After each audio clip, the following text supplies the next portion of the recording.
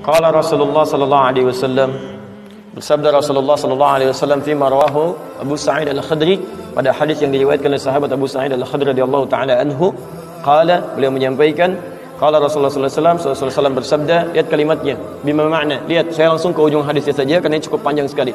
Hatta idza khalasal muslimuna, hatta idza khalasal mu'minuna minan nar, sampai ketika orang-orang beriman diselesaikan urusannya dari neraka. Maksudnya hisab.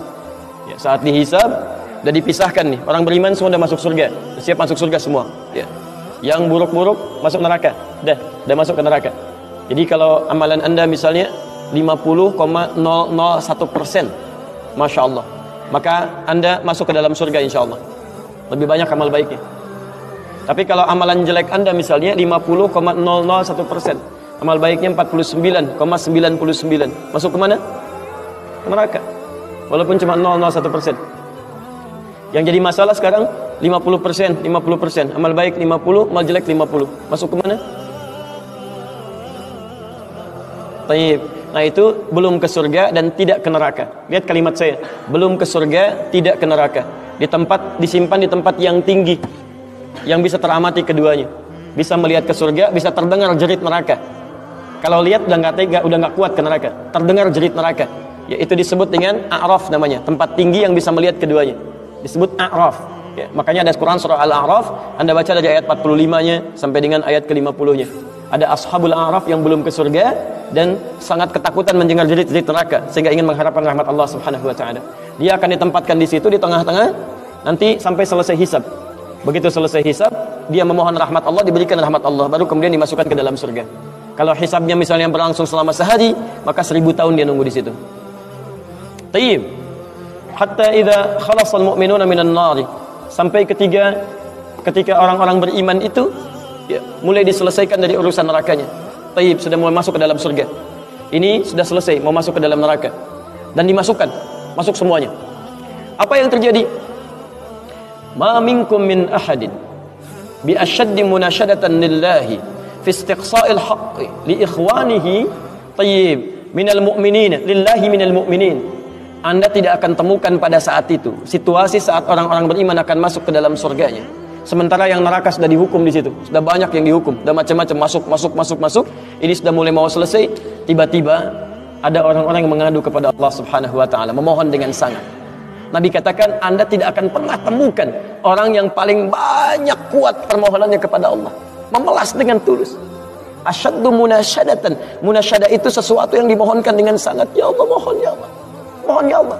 Fawalladzi nafsi biyadi. Sampai Nabi berkata, maka demi Allah yang jiwaku ada di tangannya. Ini Nabi bersumpah dengan jiwanya. Tidak pernah ada kalimat dalam hadis, ya, kalimat seperti ini kecuali menunjukkan itu sangat serius. Ingat, sangat serius.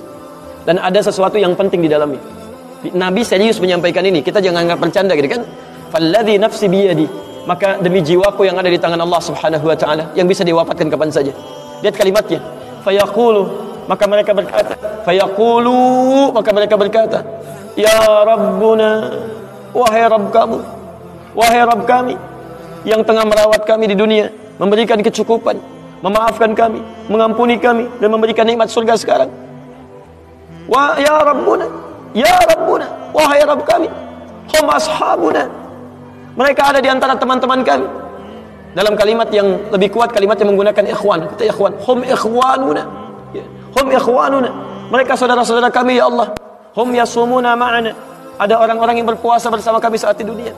Yusalluna ma'ana, kanu yusalluna ma'ana, mereka salat bersama kami saat di dunia.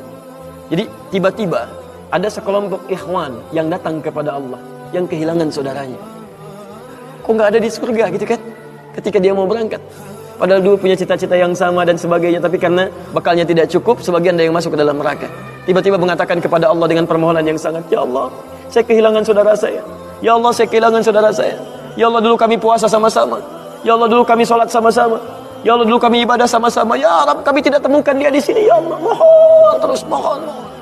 Sampai ketika puncak pada permohonannya, tiba-tiba Allah berfirman, akhriju man araftum.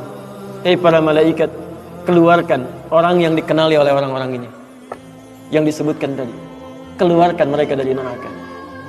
Tiba-tiba dikeluarkan. Bertemulah orang-orang ini dengan temannya. Sampai Allah kemudian dengan rahmatnya katakan lagi, akhriju man kana fi qalbihi mithqala dzarratin minal iman. Keluarkan sampai yang ada titik terkecil iman dalam hatinya, keluarkan dari neraka. Bahkan hadis ini ada di Al-Bukhari nanti, ya ada di Al-Bukhari nomor hadis ke-14, posisi paling kiri sebelah bawah, ya, tayyib, sampai mereka kemudian dikeluarkan dalam keadaan gosong, sudah mulai terbakar habis dan dimasukkan ke dalam surga kemudian. Setelah selesai hisabnya di dalam nerakanya, dikeluarkan dari situ. Jadi ada orang-orang yang dengan syafaat temannya bisa keluar dari neraka, masuk ke dalam surga, ada yang sama sekali tidak membantu itu. Ya, dosa-dosa yang begitu besar tidak bisa keluar dan kekal dia di dalam neraka.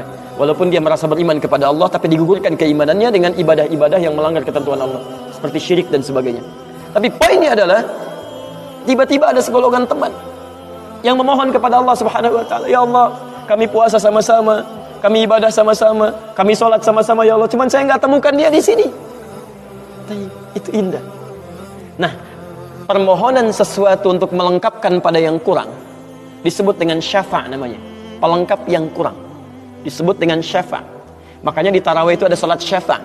Antum salat 11 rakaat, 2 rakaat penyempurnanya yang ke-10 disebut dengan syafa', 1 rakaat akhirnya disebut dengan witir.